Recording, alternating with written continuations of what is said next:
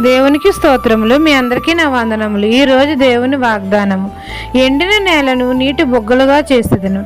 యెషయా గ్రంథం 41:19.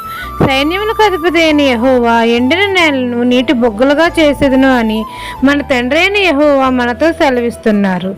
తండ్రి ప్రియకుమారుడును మన రక్షకుడును అయిన మన యేసయ్య మార్గంలో మనం అందరము నడవాలి. అప్పుడు తండ్రి మన యందు సంతోషించి మన దప్పిక తీరుస్తాడు. మన తండ్రి మన చేయి విడువడు. ఆయన దక్షిణహస్తం ఎల్లప్పుడూ మనకు తోడుగా ఉంటుంది.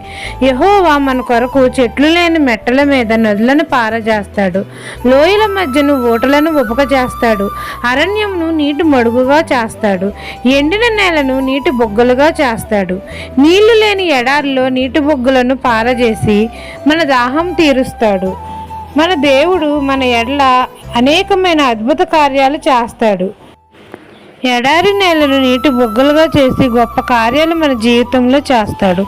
ఈ దిన వాగ్దానం మీ నా జీవితంలో నెరవేరాలని కోరుకుంటూ దేవుని సువార్త పరిచర్యలో మీ సహోదరి. ఆమెన్.